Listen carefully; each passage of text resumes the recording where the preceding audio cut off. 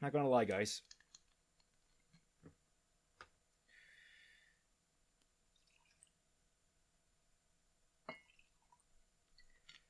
This is the one that almost broke me. Anxiety, hot flashes. I was a constant A-grade mess while writing this. Honestly, when I finished the first draft, I didn't know if I had made Volume 2 better or if I had made it worse. The fact that Fat Man, upon reading it, told me to immediately burn it after he finished wasn't exactly something that put my mind at ease. But I persisted. I sat down with him. We beat out a whole nother draft of it. And we had every single point almost completely fixed. There's still some flaws, but I'm very confident in what I have now. It's done. It's been vetted. It's finally ready for you to enjoy. So I present to you, folks, everyone at home, Fixing RWBY, part number 4, volume 2. Kanpai, everyone. Lord knows I need it.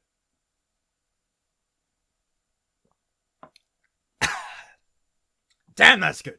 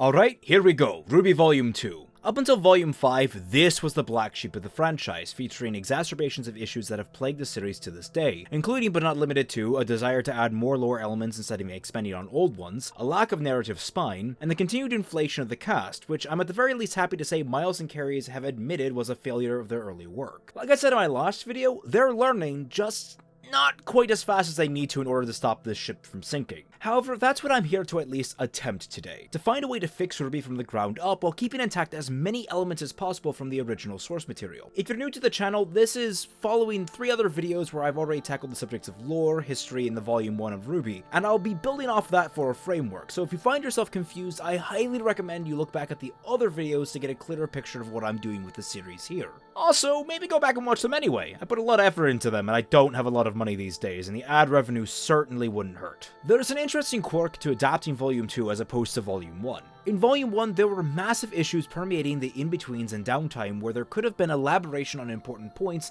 the audience would find invaluable in understanding the world of Remnant, coupled with a distinct lack of direction that led there being no singular main plot to speak of. Sure, there were capstone episodes with Tortrick, but nothing was really accomplished in that time by our protagonists beyond getting them in the same space. That's why when I turned Volume 1 into Season 1, I decided to make it an almost entirely character-focused season over a plot-focused season. The story wasn't so much about Tortrick and the mystery behind his operation, but rather Team RWBY becoming Team RWBY. You could argue that it was the point of the actual Volume 1, but considering how little RWBY, Weiss, and Yang actually factored into Blake's subplot, I'd hardly say it was an effective way of conveying the idea. Giving them an intra-team drama and then having the 4 of them come together to beat an entertaining bad guy at the end of Season 1 seemed like the easiest solution to the conflicting plot layout Volume 1 suffered. But with Volume 2, there's actually a plot, and actually I'd say it's a pretty good plot, and in fact there are a number of good scenes that bolster that plot. But those scenes are wrecked by contradictions and poor setup. Look no further than the utterly horrendous excuse as to why RWBY and Weiss were independent at the CCT in the early sections of this volume. So the way I'm handling this particular volume has less of a focus on individual character arcs and more of a focus on core plot, with characters developing gradually as they react to the story unfolding. This means some will get more development than others and at much more varied paces, with most of the weight falling to Blake considering how integral she is in catalyzing certain plot points. Catalyzing. Now with no further preamble, let's dive into my fix to turn RWBY Volume 2 into RWBY Season 2. Right out the gate, much like Season 1, we're deviating our starting point, hacking off the whole segment with Emerald, Mercury, and Tuckson, and saving that for a rainy day. Instead, we're opening with RWBY and Yang arriving to Beacon by airship, with RWBY going off on a tangent that outlines that they've been away on break between semesters and is excited to be back, especially since she and Yang were grounded the minute their dad caught wind of what happened at the end of the last season. It's important to note that in this conversation we'll also be establishing a gap between the end of Season 1 and the end of the first semester, so there was a brief period of time at the school that the audience hasn't gotten to see. Time has passed, and this has allowed our characters to warm up to each other along the projected paths we could see forming at the end of the last semester. Still, the conversation isn't too unnecessarily expository, mostly focusing on Yang and RWBY's sisterly dynamic. There are some jives at Tai Yang's expense, since, you know, they're going to be huntsmen and the Protective Dad Act doesn't really do them any favors, but most of the conversation is centered on RWBY being annoyed that Yang was more often than not able to sneak out of their mutual grounding. It's not all sisterly bickering though, as RWBY expresses her excitement over seeing all their friends again. Blake is waiting for them at the docks, and the three have a rather warm embrace, with RWBY and Yang questioning Blake about life at Beacon over the break. Blake, having stayed at the school between semesters, comments that it was pretty nice. Ren was good company, and Nora's shenanigans kept things interesting. The three chat about some of the crazier things that went down during break, keeping a comfortable small talk going for just a while to give the audience a laugh, and then they see a Schnee Company airship landing at the docks a little further down. This is where Weiss is reintroduced to the audience, composing herself over the airship's bathroom mirror. Incidentally, this is the first time we've seen Weiss in a vacuum apart from any of the main cast, and it should be noted that her demeanor is far more relaxed than we've ever seen her before. Her back is less straight, her face isn't controlled, and she seems smaller compared to how confidently she's normally portrayed. This is Weiss more near her natural state, and it shows how much effort goes into propping up her persona among the public.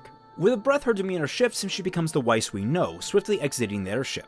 Outside, her servants are offloading luggage, and one of them, a Faunus in this instance, drops a briefcase, causing Weiss to snap at him. However, upon seeing his Faunus featured, Weiss visibly locks her jaw shut and sucks in a sharp breath. Instead of going off on a long, shrill tirade, she takes the case from the man herself and tells him to be more careful. While it's still a very curt exchange, this is the first instance this volume that we see of Weiss trying to actively fight her more racist instincts. This is an important demonstration because we the writers have heard the incredibly loud backlash over Weiss's racism, and it's more necessary to address those fears by softening Weiss's flaws while accentuating her positives. Initially, before the backlash, the plan was to wean off the racist elements of her personality gradually in the background, but by handling it this way, we're highlighting the positive of Weiss's own self-reflection and personal patience, while also not shying away from her negatives. Making her aware of her own faults and having her take an active role in curbing them goes a long way towards assuaging the audience's desires without compromising the vision of the piece.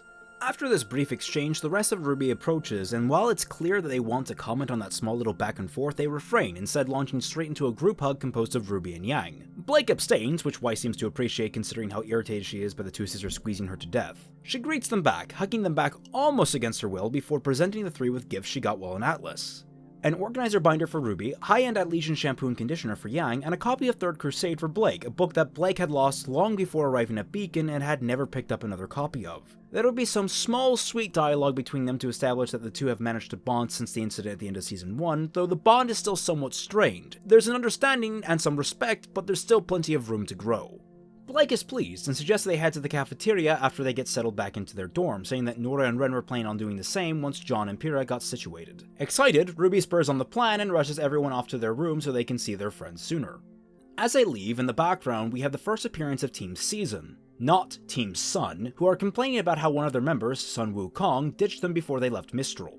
They all hope their teachers manage to track him down, and they all agree to give him an earful when he finally gets to Vale. Now we finally cut to an event from the original episode, that being the cafeteria scene, and the majority of this is left completely untouched, though the bit with Weiss's binder is switched from a fourth wall breaking Nixon reference to an amazement over RWBY filling the binder Weiss gave her with best day ever ideas in such a short turnaround. There are some other small tweaks, like changing RWBY's line about students arriving from other schools to fit with the fact that no students arrived at Beacon for the previous semester. Additionally, instead of Sun and Neptune walking in on the fight, it's Coco and Velvet, who are instead talking about anxiety over 2 training missions they're going to need to go on near the end of the semester. Coco will, of course, be the one to get covered in food at the end of this, because she's the chic one. The fight itself remains as fun and goofy as it originally did in the main show, and it does a great job of showcasing all of RWBY and Juniper's talents. But in particular, when Pyrrha polarizes all of the cans in the room, there's a brief cut to Cinder outside the hall, pausing to look in and watch for a brief moment, surprised to see Pyrrha's semblance. But other than that small addition, the scene continues as it did before, ominous Ozpin statements and all, and we fade out to the episode's stinger scene with Torchwick. Instead of getting a confrontation scene between Roman and Cinder, we're instead get to see the end of a successful death theft by the members of the White Fang. Roman seems to be the man in charge, and he shares some words with the actual White Fang leader present, the lieutenant, who expresses his surprise and respect over how efficiently Roman operated. Roman, ignoring the low expectations, preens his feathers over the compliment and adds a self-deprecating remark that so long as children stayed out of the picture, he can work wonders. He gives his own compliment back to the lieutenant about the efficacy of the White Fang troops, remarking how much work could be done when the workforce he had was actually competent. The lieutenant waxes back that motivation other than greed is a powerful tool, and Roman disagrees, though he clarifies that there's more than one kind of greed in the world, and that selfish desires can work wonders towards motivating a man. The episode ends as they board a bullhead with their troops and take off. Episode 2 starts with RWBY enacting her best day ever, dragging all of Team RWBY, Juniper, and Coffee off to do a number of fun, silly things on campus, such as playing a whole host of video games, a scavenger hunt around the school, outdoor sports, and finally a cookout in the evening. Sprinkled through this are a number of odd character combinations to really establish that everyone involved are friends or are on their way to becoming friends. A few good examples of this are RWBY teaching Wise how to rollerblade, making jibes that she can fight in heels but can't handle a pair of skates, Coco and Pyrrha talking about some of the latest fashion that Pyrrha modeled over the break, and Yang and Ren cooking the dinner. The picnic itself is happening not too far from Beacon's docks, so when a supply ship touches down, it's not a surprise that the majority of the cast happen to catch sight of Sun Wukong jumping from the ship and being chased by guards. We go through the whole great stowaway routine, and Sun makes a break for the school. Cardin, passing by, saw the whole scene unfold and does his best brick wall impression by blocking Sun and catching him, which gives the guards enough time to catch up. Sun, seeing Cardin in school uniform, asks if Cardin is a huntsman in training like him, saying that if Cardin is, they're both on the same side, trying to appeal to Cardin's sense of camaraderie in a bid to get free. Cardin ain't having any of that shit, and as the guards arrive, they thank Cardin for catching the flea bag, opening the floor for a slur of slurs from themselves and Cardin, who joins in the taunting. When Sun tries to resist against Cardin's grip, Cardin punches him in response, knocking him to the ground. Sun, surprised, doesn't run away and tries to talk his way out of the situation since running away didn't work the first time. However, the guards hover over him and begin to beat him into the ground, getting a few good kicks in as Cardin watches apathetically. Sun, between his aura and his training, takes the beating in stride and tries to talk them down calmly even as they slap him with their noodly legs. The majority of our protagonists watch this unfold, and Blake, triggered, stomps forward to confront them, punching one of the guards and knocking him out cold with his aura flailing and failing out. She's about to punch the other one when Yang manages to get a hold of her and pull her back, and shortly afterwards Blake calms, realizing what she's done. She's horrified she did something so terrible and is stunned to silence. The other guard calls Blake crazy just as RWBY steps in to defuse the situation, taking command and responsibility as Blake's team leader. RWBY explains that Sun is a huntsman problem and that Team RWBY will take him to Ozpin. The remaining guard asks about her dealing with Blake, as Blake did kind of commit aggravated assault, to which Yang replies, "What about her?" while slamming her fists together. Safe to say, the guard drags his buddy off and doesn't bother them again. Cardin turns to RWBY, frowning, and lays down he will personally take Sun to Ozpin, and instead of arguing, RWBY volunteers to go with him, so she and the rest of the team can keep an eye on Cardin's behavior. We cut to Ozpin's office where Sun is getting a proper reprimand from Glinda, while Ozpin addresses the rest of the students that accompanied him. After he thanks them, Cardin raises the issue of Blake assaulting the dock guard, and RWBY comes to her defense, laying out the full scope of the situation. Ozpin briefly calls RWBY's side of the case into question, not accusingly so, just trying to make sure she's not bending the truth or leaving out details to defend her teammate as many leaders would. Wise surprises everyone by speaking up to support RWBY's account of events, and Wise's rather pristine reputation for honesty, blunt honesty, but honesty nonetheless, gives Ozpin all he needs. Giving Blake a very knowing look, he says he understands the situation and can turn a blind eye in this circumstance. He asks that Blake, her teammates, and Cardin all take care to watch their behavior in public from now on and take into consideration how their actions reflect back on Beacon Academy. Cardin is none too pleased, especially since Ozpin's statement comes off as a veiled reprimand of Cardin as well. He slams his fist on the Ozpin's desk, asking how he was supposed to know Sun was a student. For all he knew, Sun was just another one of those crazy White Fang fanatics from Vale trying to hide under everyone's noses. There's a lot of equipment worth stealing at a Huntsman Academy, and Cardin doesn't want Beacon to wind up like one of the other dozen shops that have already been hit. This sets off a couple of alarms for our protagonists, who thought they managed to curb that particular problem last season, only for Cardin to tell them to crack open a newspaper from time to time before he storms out of the room.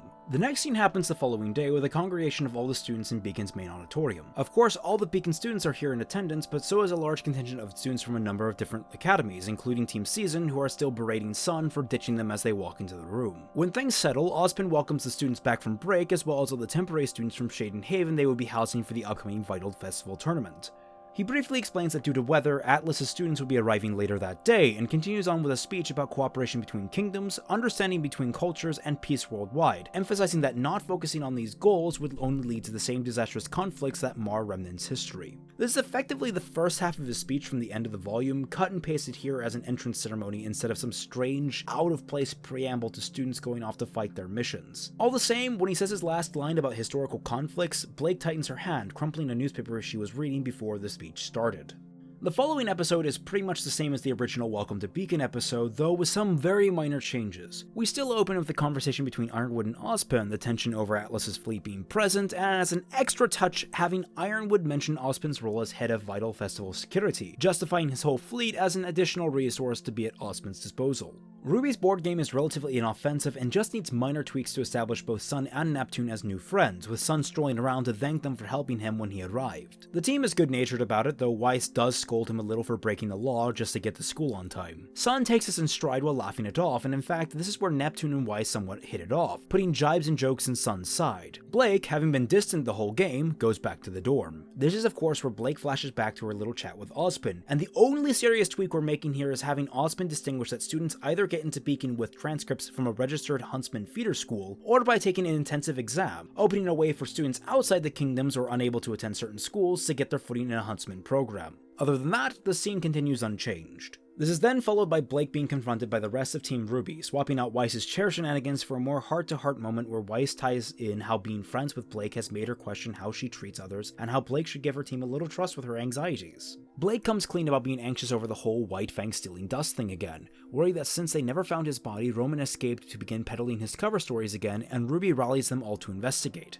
RWBY of course realizes she left her board game in the library and rushes off to retrieve it, running headlong into Cinder, Mercury, and Emerald, and two unnamed unimportant students from Haven, with Cinder posing as the group's teacher and chaperone. The exchange happens much as it did in the original volume. There's a shift in direction in order to portray the three as much less menacing. Remember, the audience haven't met these characters yet outside of seeing Cinder back at the cafeteria in episode 1, so playing them off as just another group of students and potential allies will set up a nice, gentle twist for a few episodes down the line that'll set the audience off kilter. Of course, making Cinder look less try-hard menacing might be a little bit tricky, but that's what we have concept artists and character modelers for. Episode 4 is the start of the investigation mini-arc. We have the scene in Port's class to establish John's first real failure to woo Weiss, the team prepping for their investigation proper, and Sun and Neptune bursting in on them. There are two significant tweaks here, with Blake planning to confer with Tuckson over where a White Fang meeting might be taking place, and a little added dialogue to pad Sun's justification for tagging along. Remember, he and Neptune are only sort of friends with Team RWBY at this point, so we need to use some of Sun's charming but pushy nature from back in Volume 1 to get them properly integrated with the team. This is also the point where Sun confirms his suspicions that Blake is a funness, and his laid-back attitude win him the chance to pair it off with her, especially since he doesn't mind beating up, quote, crazy cultist jerks, unquote. Weiss then drools over Neptune and the teams pair off to go where they need.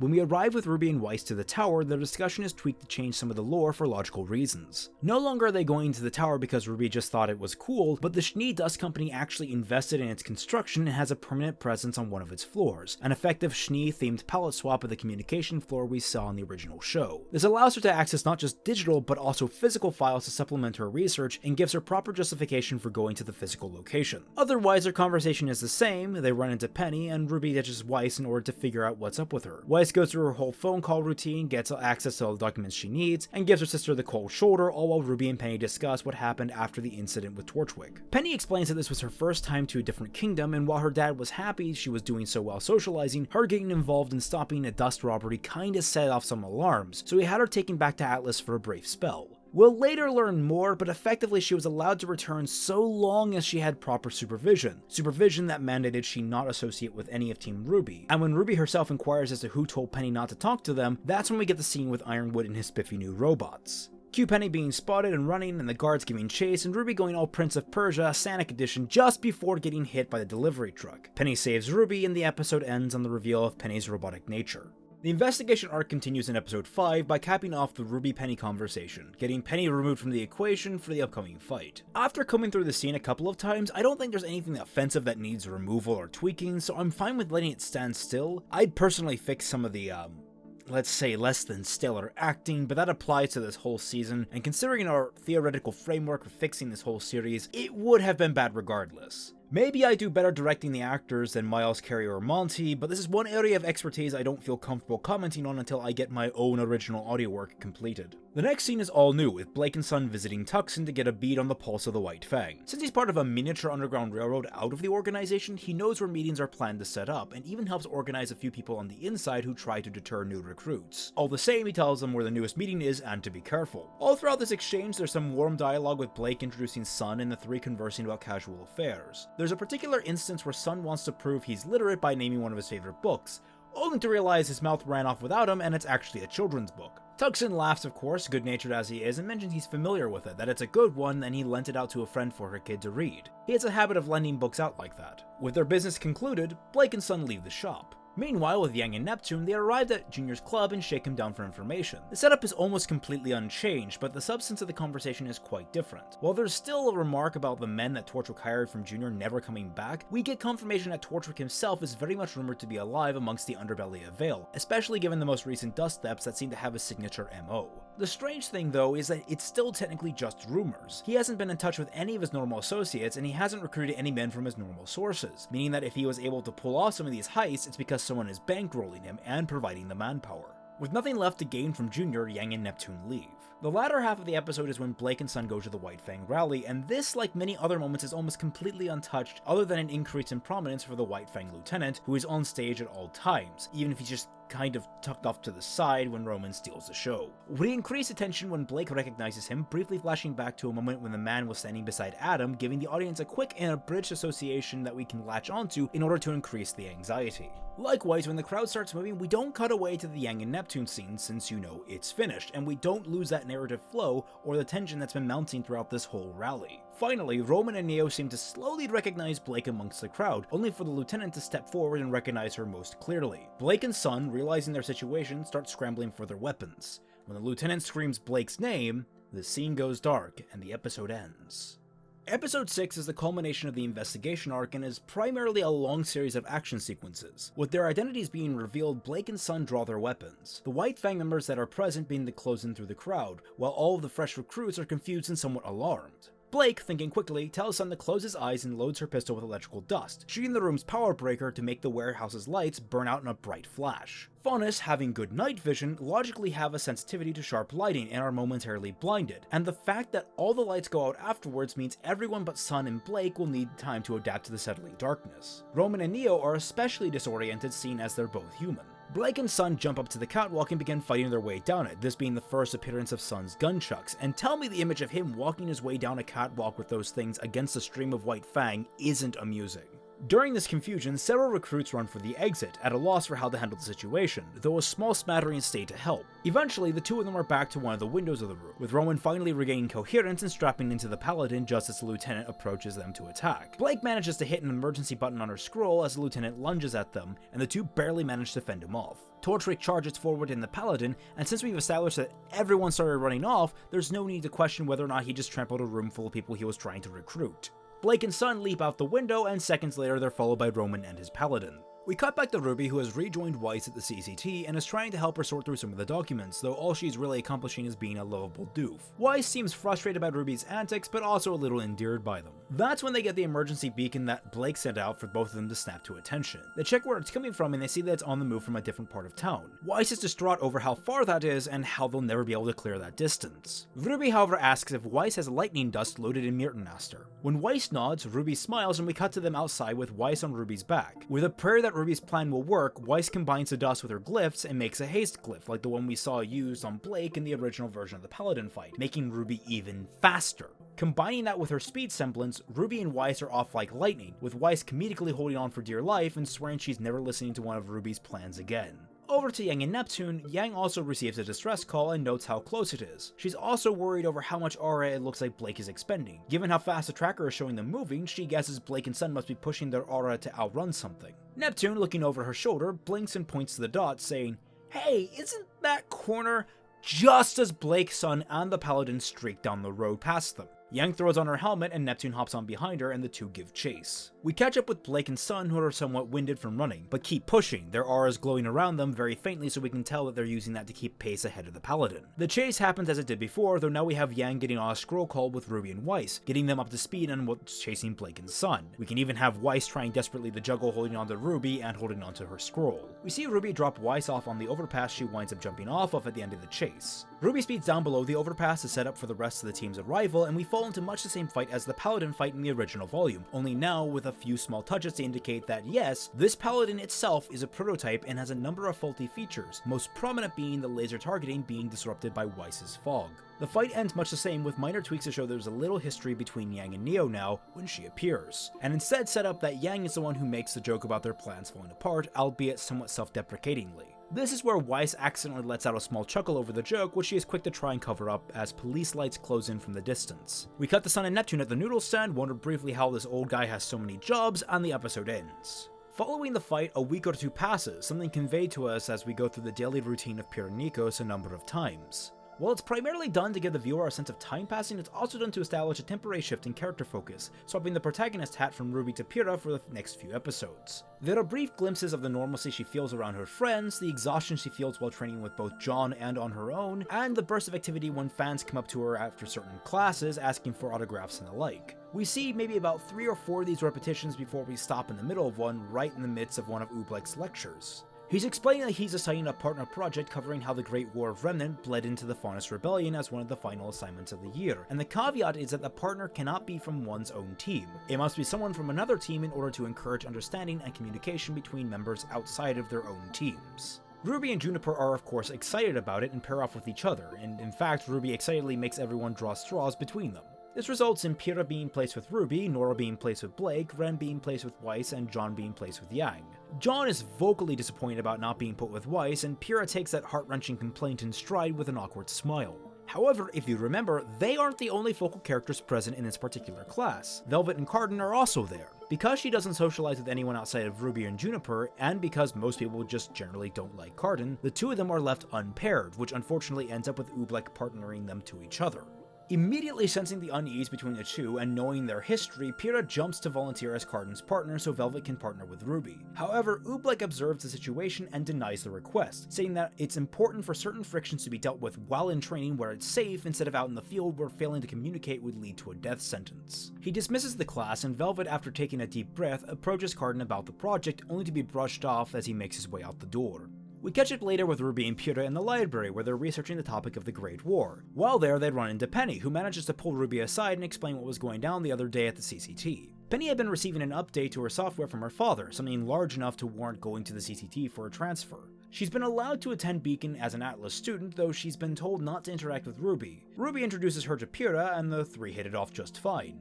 As is RWBY's natural tendency, she's gotten a couple of questionable sources for their paper, among them 2 or 3 children's fairy tales that lighten up the events of the war and conflict into more digestible bites for kids.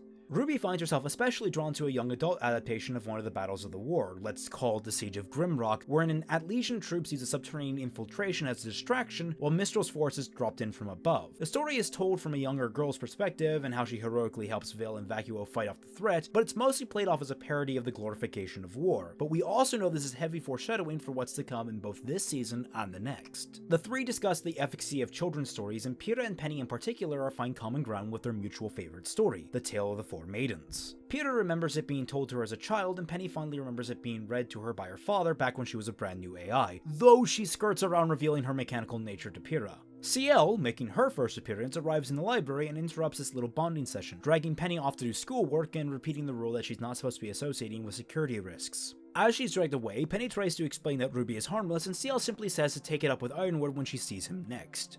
As RWBY and Pyrrha leave the library, incidentally around the same time as Nora and Blake, who were chilling in the background for the entire sequence doing their own work, they catch sight of Velvet and Cardin embroiled in an argument. Cardin is of course more than furious he has to work with a critter like Velvet on schoolwork, and Velvet is equally as frustrated that he's not pulling his own weight on the project. He doubles down, saying that the only reason Faunus have rights is because Vel's king went delirious in his old age, and of course Velvet argues back that the king was an inspiration to his people and just wanted to do justice by everyone. RWBY and Pyrrha step in, with RWBY suggesting the two do the research apart and see see who comes out the closest to the truth. Karto bites back, calling RWBY a sympathetic faunus jockey and stating that he doesn't need to prove anything. Velvet steps up and agrees to the terms. The focus of their paper will be about the King of Vale as both the hero of Vital and as the man who ended the oppression of the faunus. She argues that they'll both take opposing directions on the paper. She would cover it from the perspective that the king was right-minded and did the right thing, and Karto would cover it from the angle that the king had lost his mind. He crosses his arms, still very angry, but agrees, saying that it's the first bit of sense he's heard out of the faunus's mouth.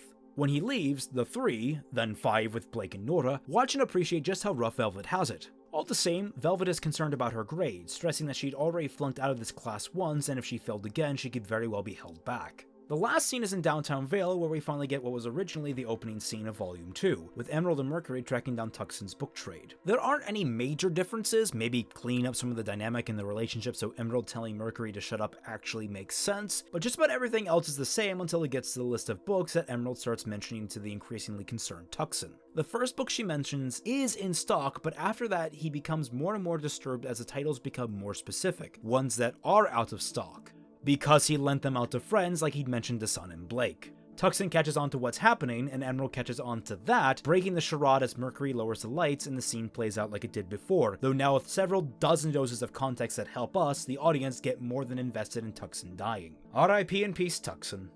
You were a good kid. Sliding right into episode 8, we open with Ozpin and RWBY talking in the immediate aftermath of the Paladin incident, with RWBY laying out everything her team learned and did during the events of episodes 4 through 6. Ozpin takes all the information in stride, giving the patented wise old mentor nod as she finishes. He thanks her for bringing all this to his attention and promises to confer with the other headmasters and the council on the matter. For now, RWBY should focus on her schoolwork and the upcoming dance, goading her to enjoy being a student while she still is one. We get a close-up of her concerned face, only to cut comedically to her struggling to keep her eyes open. Her, Pyrrha, Sun, and Neptune are interviewing Port for their papers, and the lecture has devolved into a battle of wills to stay awake. Pyrrha, the dutiful student, manages to do so far easier than RWBY and has to keep nudging her to keep her awake. Sun, however, has passed out, and Neptune isn't far behind. There's maybe one or two small gags here, but the meeting wraps up quite quickly. Out in the hall, RWBY and Pyrrha confer notes, with RWBY still being a little bleary-eyed over the personal lecture. Sun and Neptune fill in a little dialogue as well, maybe clearing up exactly how small details like classes for temporary transfer students work while they're at Beacon, but ultimately they're mostly just in this small swath of scenes to maintain presence in the series and spice up the environment a little bit. The four head their separate ways, with Pyrrha going off to her room to start on the body of their paper, while RWBY heads off to meet her team for some after-hours practice. When she gets close to the dorm, she runs into Nora, who is also on her way back from working with Blake and is chomping at the bit to see Ren since he's making some pancakes for them all tonight. As they walk down the dormitory hall, they hear Karto yelling at his teammates. The two peek around the corner to find Karto pinning Russell to a wall, enraged and shouting over how few resources Russell, Dove, and Sky managed to scrounge up for his and Velvet's history paper. Nora, pure soul that she is, wants to step in and stop him, but Pyrrha holds her back. They continue listening and pick up on tidbits from Karto's team, namely that he's been monopolizing their time to help him outdo Velvet on the paper, which has eaten into their time to work on their own papers. As well, Karto seems flustered over the situation, with his hair disheveled and the way he lashes out being far more primitive. Nora begins to tug away from Pyrrha, only for Pyrrha to suddenly let go and step up from behind the wall, eyes glaring down at Karto. Nora very quickly follows behind. She stomps forward, accusing him of being a terrible leader, manipulating his subordinates like they're his own personal waitstaff. Karto, surprised and somewhat confused, stomps towards her and asks why she's always sticking her nose in his business. She replies, rather sharply, that everyone should take issue with what he's doing, and she's more surprised so many people are turning a blind eye to his behavior. Russell, dinged up a bit from Karto's mini rampage, answers before Karto can that the Winchester name carries a lot of political sway in the kingdom, and so many people don't interfere on that basis. Pyrrha and Nora share a glance, with Nora even voicing the question over how John's blackmail over Karto has any weight if that was the case. Karto doesn't respond to either of them and instead slaps Russell over the head, but that just prompts Pyrrha to jump forward and defend him. She explains that doing nothing but berating and belittling his team will only hurt their joint performance. Karto asserts that this is the only way to make an effective team, to rule with an iron fist as every generation of Winchester has. Pyrrha pauses, thinking it over for a minute before looking him dead in the eye, asking him if he'd be willing to put a wager on it. Karto is confused, but she elaborates. If Karto's team is really so effective with all he's putting them through, then they'd really have no problem beating just Pyrrha in a 4v1 fight. Karto asks what the ante is, and she replies smoothly that she'll keep her nose out of his business going forward. But if she wins, he has to put his bias aside and actually work with Velvet on making a genuinely good paper. Karto is wary of the terms, but she adds a cherry on top. If she loses, it'll technically be her first loss ever, and all credit for beating the invincible girl will go to Karto's leadership. Nora tries to butt in, saying she wants to join to make things more even for Pyrrha's side of the board, something that Pyrrha is momentarily confused by, before Pyrrha rejects the idea. She clarifies it's important to be 1-on-4 to get the point across. Karto is so deep in thought that he misses this small back and forth, but he ultimately accepts the terms and leaves, eager to see her at the next sparring class. Nora whines that she wants to break his legs as he walks away, but Pyrrha appeases her by reminding her of Ren's pancakes, and the two head off for dinner. We cut ahead to the day of the challenge with John outside the locker room with Pyrrha, him of course asking if she really wants to go through with it. After all, Karto's not a pushover and John does still have his trump card. Pyrrha declines and explains what Russell said, though John acts unsurprised. Having grown up in a similar structure, he was suspicious of what kind of sway Karto's family had. All the same, he points to the fact that the blackmail did work and that it must mean they hold some weight over Karto. Considering Karto's behavior, he guesses the troublemaker isn't on the most stable ice with his family, and something as catastrophic as forgery could be embarrassing enough to warrant cutting him away from their shielding. Pyrrha, still uneasy by the answer, reaffirms her desire to make an example of him, to see how weak being a bully like him makes people. John appreciates it and the two stand there awkwardly, looking at each other. Eventually she asks him to wish her luck, which he does, and they say their goodbyes. We fade away as she enters into the locker room. We finally get to see the scene that was cut from the first episode of the volume where Roman, Cinder, Mercury, and Emerald all trade quips and verbal blows over the killing of Tuckson, though now the White Fang lieutenant is involved as well. In fact, it's the lieutenant who requested Tuckson and his associates be tracked down and killed, as they had been aiding turncoats and escaping the White Fang. He explains that after seeing Blake in the city, he figured that she had to have had help getting herself set up, so via Cinder he asked Mercury to track down everyone responsible. Mercury rambles off a number of clues and ticks that led him to every single member of this Underground Railroad, a term that's deliberately dropped here for irony's sake given the end of this season, establishing him as the most observant member of the villain's crew. Roman is angry over Tuckson's network being eliminated so tactlessly, saying that while his robbery style isn't exactly subtle, he doesn't do anything that isn't absolutely necessary. Anything more just increases the chances of getting caught. This is where Cinder comes in to intimidate Roman into calming down, and the scene plays out almost in parallel with what actually happened, though maybe throwing in a line or two to the lieutenant to keep him prominent. Otherwise, with the changes we've made already in the former sections of this season, the scene works almost perfectly as is. Episode 9 opens just as the original Episode 5 did, with Pyrrha gearing up and fighting Team Cardinal, though now we actually have some stakes to the fight. Additionally, there's a small bit before the fight really kicks off where Nora is pushing Professor Goodwitch to allow her to fight as well, but Glinda dismisses Nora, saying that Pyrrha made her challenge very clear and that someone as talented as Ms. Nikos knows her own limits. All the same, the fight doesn't play out too differently aside from being extended to be more thematically fitting, with Pyrrha quite easily dismantling any tactic Karto throws at her. Small touches though do help, in making Karto more desperate as the fight goes on and conveying that through body language would be a must when it came to directing this scene. After besting him, Pyrrha offers a hand to Karto. It's clear at this point the boy has reached critical mass on his emotions, and his composure is so broken that he almost takes it. However, he has enough self-respect to shunt it away and stands up on his own. As he and his teammates limp away, Pyrrha reminds him of their wager, which he grunts to acknowledge. She doesn't stop there though, leveraging that he should definitely put his best foot forward when he works with Velvet, not just alongside her. That gives him a moment of pause before he finishes walking to the locker rooms. Glinda addresses the crowd for new volunteers, not singling out Blake this time because Blake isn't distraught by anything, and Mercury leaps to the chance to test Pyrrha. The skirmish is short, he gets what he wants, and we're on to the period just after class where Sun is trying to break up a dispute between Neptune and Coco over something trivial, probably about designer brands or appropriate headgear. Y steps in and adds her own commentary to the matter, creating a friendly three-way argument that Ruby and John tried to break up. While this goes on, Blake and Pyrrha notice Velvet walking towards them, most likely to link up with Coco, only for Karto to come limping out of the combat hall. He notices her, spares a glance to Pyrrha, and approaches Velvet, to which she reflexively flinches. He asks if she's free Thursday night before dinner, and she tentatively responds in the positive. The argument in the background dies down as Coco is now watching, taking on an aggressive posture in case Karto tries anything. Karto leaves no room for question with Velvet as he simply tells her to meet him in the library and to bring her stupid notes because his sources weren't panning out. He shoves past them and leaves with the rest of his team also limping in tow.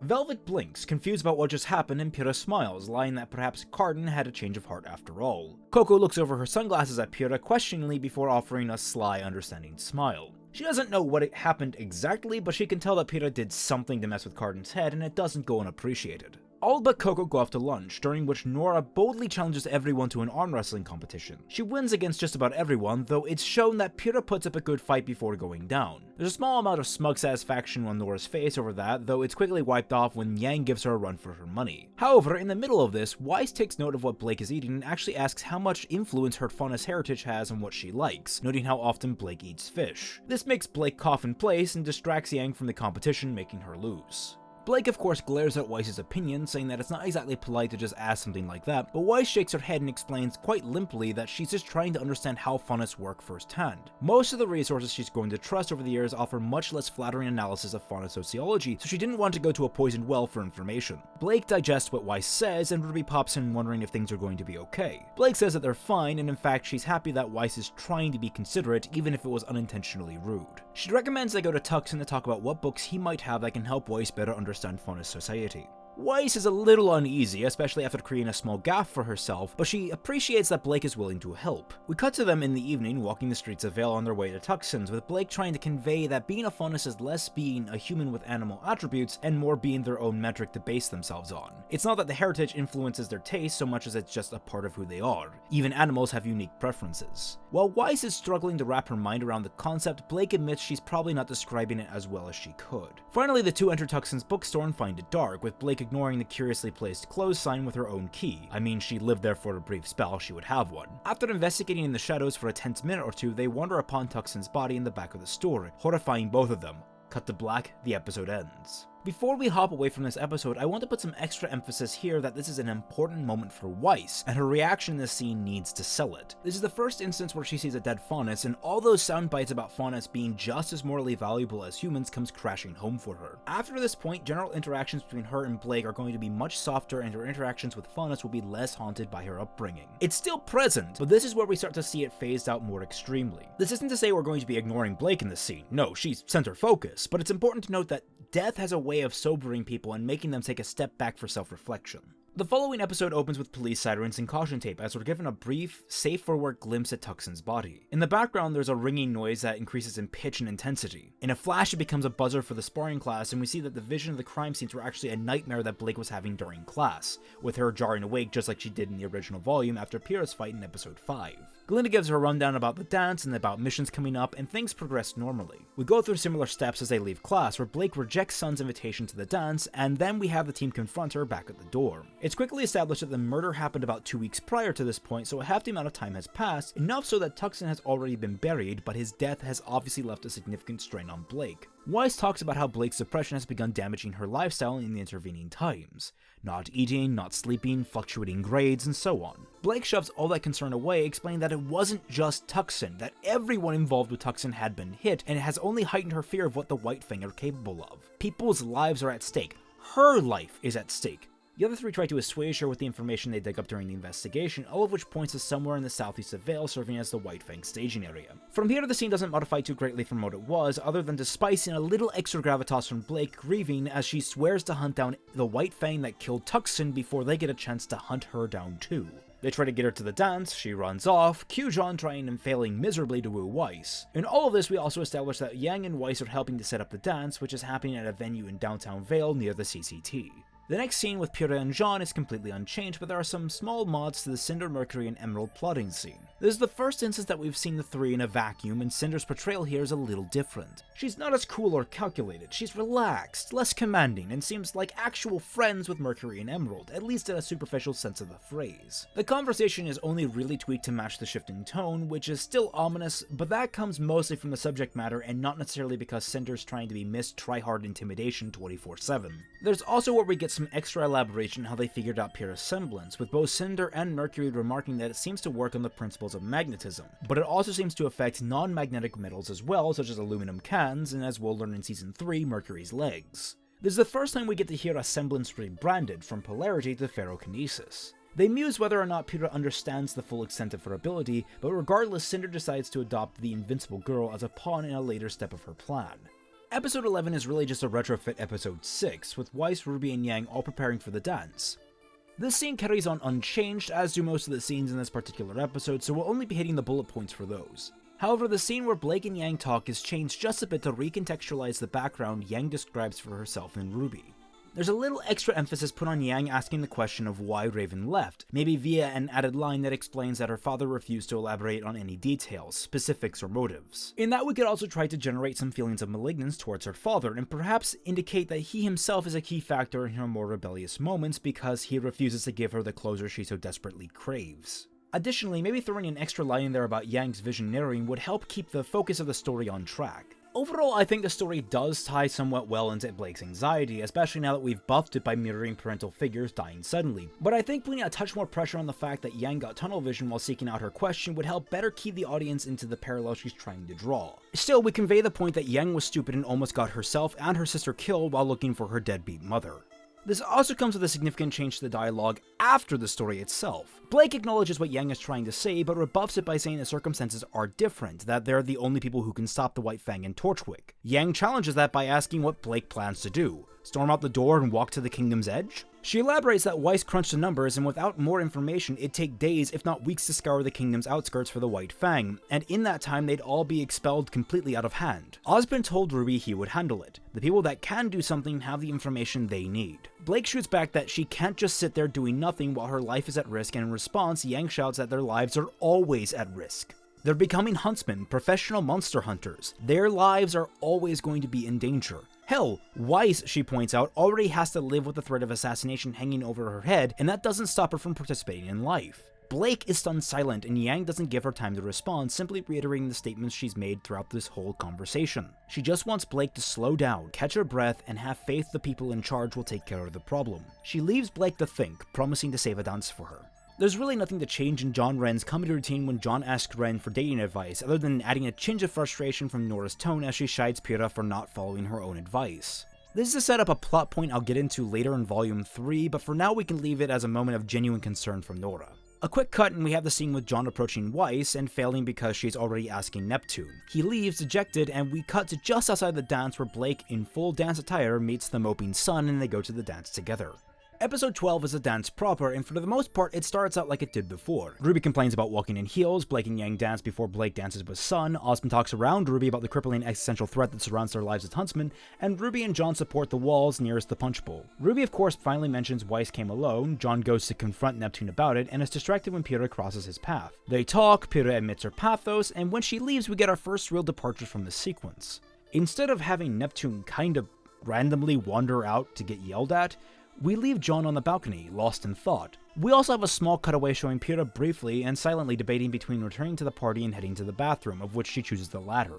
Now we cut back to inside the dance where we get new scenes of RWBY, Blake, Sun, and Neptune running into Penny and CL, who are also in attendance. Penny is of course all dressed up, but CL is all business, acting as Penny's escort. CL objects to Penny interacting with RWBY, but her objections are drowned out when Yang strolls along and pulls Penny off towards the group. CL tries to separate the two immediately, but Yang just shrugs her off, and there's a brief confusion over who CL even is before proper introductions between CL, Penny, and the rest of the characters present are made. When CL explains that Penny isn't supposed to be interacting with any of Team RWBY, RWBY quickly turns to Yang and whispers, "Overprotective father," and Yang perks up. She grabs Penny's hand and leads her deeper into the party, away from the scrambling CL, while citing, "Yep, okay, now is the time for some teenage rebellion." From here, it's a sequence of cute little character interactions, veritable fluff to pad the episode, but also allowing our characters to come across as actual friends. We get a cameo from Yang's friends from Season 1 as they talk to Weiss and Yang, though they are less prominent now because Yang has successfully integrated with her new friends here at Beacon and has left her old ones sort of behind. There's a provocation between Nora and Penny that leads to an arm wrestling match between the two, one that catches everyone but RWBY off guard when Penny easily beats out Nora. There are even shenanigans with the punch bowl, with Blake in an uncharacteristic moment of clumsiness spilling the bowl on CL, forcing the girl to go off and get changed. There are maybe one or two more scenes like that before we get to the next linchpin. Penny teaching RWBY how to move in heels, albeit in a very crash course sense of teaching. All the same, when Penny is satisfied with RWBY's movements, she asks Neptune to dance with her to get a feel with it, choosing him randomly from the group. Both of them are uncomfortable with the prospect before Sun swoops in and offers to be RWBY's partner instead. RWBY is still of course awkward, but Sun waves away those nerves. He's just the cheery, kind of upbeat guy that can do that for his friends. This is where Pyrrha rejoins them, and when asked where she's been, she deflects the question. There's around the same time that Nora asks where John's been this whole time, and Pyrrha comments that she last saw him out on the balcony. Still feeling pressured to dance with someone, Neptune volunteers to go looking for him, and that's where we lead into the confrontation between him and John. That goes off relatively the same, maybe tweak a few words here or there, and the rest of the dance happens as normal. RWBY and Yang speak, Neptune goes to Weiss, John shows up in the dress, and everyone gets roped into a scarily synced dance sequence, which, I'll be honest, is goofy enough fun that I'm perfectly fine keeping it in. The last shot is of Emerald and Mercury, not on a balcony but next to a door, giving Cinder the green light for her part of the mission. Episode 13 begins with Cinder's approach towards the CCT, this time coming from the ground level and using the gnarled back alleys of Vale to mask her approach. This is so we avoid the weird jank going on with Cinder's legs up on the rooftops, as well as giving her a more logical approach vector. I know running on the rooftops is cool, but it does zero favors for her to handle things that way. Meanwhile, we cut to RWBY, who has separated herself from the dance to catch her breath, only for Ironwood to approach her directly hoping to have a word. The two converse, and he levels with her that he knows that she knows about Penny's true nature. In maybe one of the first really humanizing moments Ironwood has displayed, he pleads RWBY to stay away from Penny and not drag her into anything crazy like she did back at the docks. RWBY agrees, though she expresses frustration as she can't even get involved in anything crazy at this point since she approached Ozpin about her team's investigation. Ironwood is confused and asks RWBY to elaborate, to which RWBY explains the Cliff Note versions of what happened during the Team RWBY investigation and the ensuing Paladin fight. She becomes confused in return because she thought Ozpin promised to tell all the headmasters about it. Agreeing that the situation is strange, RWBY explains that she can remotely access her school desktop at the CCT and show him her files on the situation. He agrees and the two start making their way towards the door. We cut back to Cinder as she knocks out the first CCT guard, pointedly taking a key card from him that lets her enter the building, hiding his body, and following this is where she stealthily knocks out all the other guards in the main section of the CCT and begins ascending the elevator. Back with RWBY and Ironwood, they pass through the doorway, right by Emerald and Mercury, who are dancing quite close to it, and they send a communique that Ironwood and a student have left the dance. Cinder seems mildly perturbed, but she says that she'll be done quite soon. Ironwood is confused seeing no guards outside the CCT, and when he finds the door unlocked, he visibly bristles. After peeking in and seeing all the other guards unconscious, he draws his gun and instructs RWBY to leave while calling in more backup. RWBY refuses and calls in her locker. After momentarily swearing under her breath for not placing a second set of boots in it, she hefts Crescent Rose and swears to act as Ironwood's backup. Up with Cinder, she quickly goes about uploading the Queen program into the system, and just as it finishes, that's when the elevator doors open. Ironwood and RWBY engage Cinder, with RWBY even making a surprise remark that she's not having too hard a time fighting in the heels as she would have thought. Even with that though, RWBY is knocked off her feet and sent scrambling, providing enough of a distraction for Cinder to slip away, having opened one of the windows and slid down a rappelling wire to the ground. Some guards manage to close in on her, but she changes outfits and enters the dance hall when she reconnects with Emerald and Mercury. Ironwood calls in extra security as well as Ozpin and Glinda, who have begun to converge on the CCT. Alone, Ironwood investigates the window in the rappel line before commending RWBY for helping him, though he's quick to add that this is exactly the sort of mess he's hoping to keep Penny out of since she isn't ready for it. RWBY is silent on the matter before asking why she might have been here at the tower, to which Ironwood answers that he doesn't know, but he knows it probably isn't good. Episode 14 is where we begin to transition into the last solid arc of Season 2, Mountain Glen. The episode begins with Ozpin, Glinda, and Ironwood arguing over the breach of security at the CCT. Glinda even questions why Ironwood's forces were there that night, as normally there's a traditional desk agent there. But Ironwood explains that the Council of Vale and the Atlas Roundtable struck up a deal allowing him to use it as a housing station for some sensitive material, and thus allowed his men to take up the bulk of the guard duty while they were present for the festival. He also has a remark that were the Atlesian units he has not offline for temporary maintenance, the CCT should have been easily defended. This leads him to suspect a breach of security connected with a batch of Paladins that had been swiped from Atlas R&D. This is when RWBY walks in, invited by Ozpin, who wanted to hear a debriefing of the incident from her perspective first thing the following morning. RWBY describes what she talked about with Ironwood in the encounter with Cinder, though because of our modified timeline there's no mention of any woman from the night they met RWBY. As far as anyone in that room is aware, the woman RWBY and Ironwood sparred against is a whole new entity. With her spiel finished, RWBY is promptly dismissed over the matter, though Ozpin is visibly troubled that RWBY told Ironwood about what she'd uncovered. The butting of heads between Ironwood and Glinda continues, especially with Ironwood borderline demanding a full-scale sweep of Vale's southeastern outskirts now that he's been properly caught up to Team RWBY's findings. Ozpin talks them both down, citing that if this infiltration goes beyond Vale just like they suspected for a while, then they'll need to keep their hand close to their chest. He then reasons that the plan will be to send in quote-unquote scouts. It's here that we cut the Team RWBY back at the dorm with her team commenting on RWBY's actions the previous night. Nothing really changes here, and yes, we're keeping Zwei in the scenario despite my first instinct being to cut him entirely. His inclusion goes a long way towards humanizing Weiss, that shot with Blake crawling around the bedroom was legitimately great, and the extra 2 episodes will help buffer the previously sudden nature of his appearance. All the same, when called for their first school-based mission, RWBY hatches a plan to smuggle Zwei with them via a backpack. We switch over to the assembly to christen the first official training mission for the freshmen, with Ozpin giving a speech about the role huntsmen fill in society, as guardians, as warriors, as saviors, and how dangerous it is to take up such a mantle. As such, the art of training huntsmen has been refined over the years, and while book smart, studying, and sparring all have their uses, the most direct and effective form of training has always proven to be first-hand experience. To that end, all trainees in their first year will undergo their first officially sanctioned mission while shadowing a fellow huntsman in the field. This number includes those students who transfer to the school for the semester leading up to the Vital Tournament. Students will be free to choose their assignment from a pre-compiled list that has been vetted for safety while also maximizing the amount of experience a team would gain from the trip. He dismisses them to choose their assignments for the following week, giving them a spiel about being safe and all that junk. We jump to Team RWBY, who have already discussed their plan a bit ahead of time. They agree to all look for missions at Shadow Huntsman in the southeast of Vale and scour the boards, not finding any that are particularly close to where they intend to search. When RWBY suggests mailing themselves there, Ozpin steps in and mentions the southeast has been delegated to second-year missions because of the high Grim concentration there. He then voices his deductions that their team will wind up going there anyway, especially considering Team RWBY's penchant for sticking their noses where they don't belong.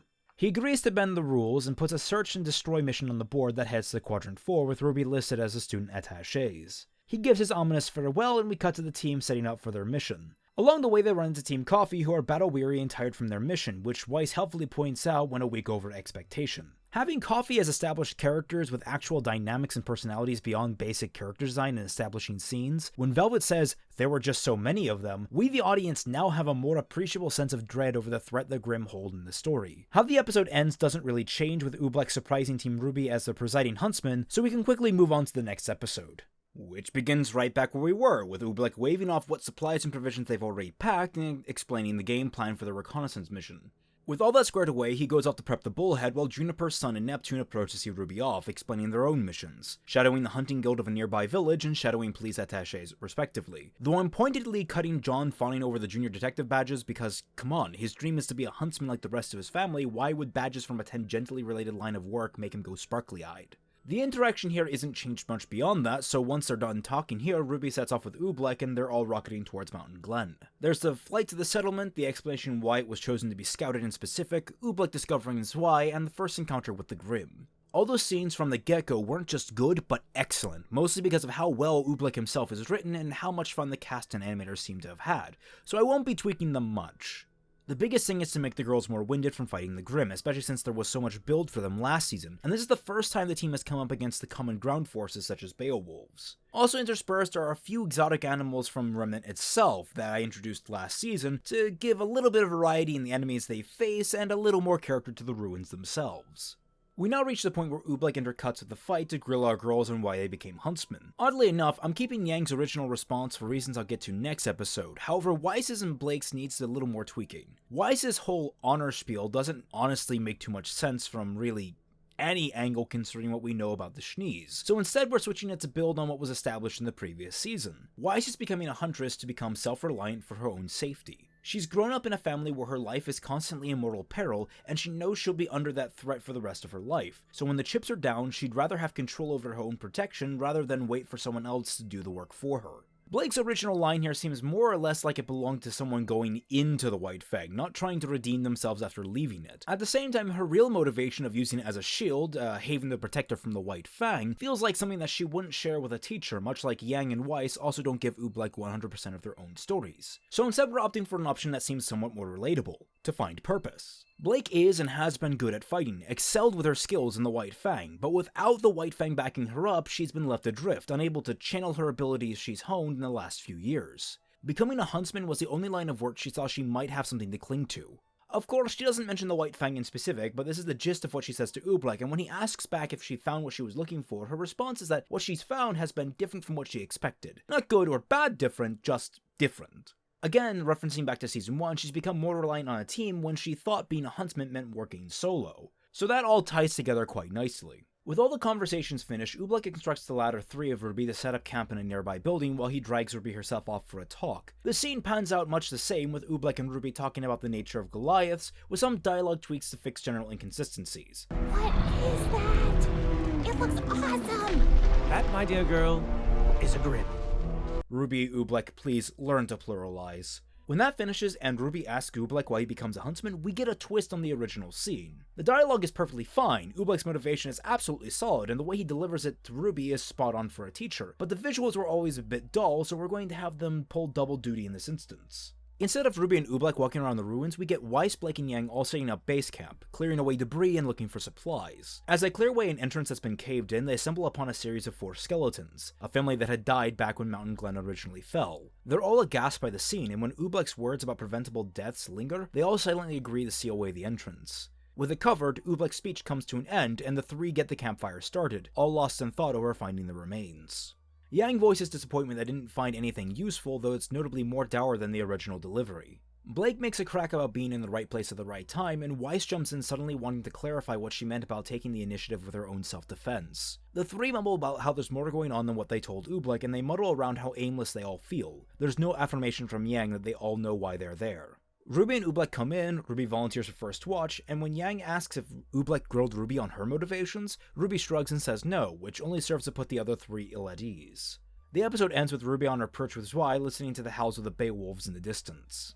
So episode 16 begins, and we can have that quiet little moment between Glinda and Ironwood discussing Ozpin's decision to be passive, but the real bulk of the changes to this episode are going to come in the conversation around the campfire between the latter three members of RWBY. Oh boy, this one's going to be a fun one to fix. The conversation between the three starts out the same, with all of them unable to really sleep and reopening the question of why Oobleck grilled them. Weiss is the first to really open up, talking about how going to Beacon was just a way to improve her own ability to defend herself. After seeing so many loved ones die at the hands of the White Fang and other assassins, she decided to take her own personal security into her own hands. Her father said she had to go to Beacon instead of Atlas because he didn't want her to get conscripted into the military as every Atlas student is, and she would have the ability to go back to the Dust Company and fulfill her role as heiress. But now, after being with Team RWBY, she's gotten a taste of freedom that she didn't have while living her life as a proper Schnee, and while some of it is grating, she'd be lying if she said most of it wasn't enjoyable. On top of that, this freedom has put her face to face with a lot of facts that she was wrong about. She looks pointedly over at Blake before finishing that this whole year of Beacon has made her call into question her place in the SDC and life in general.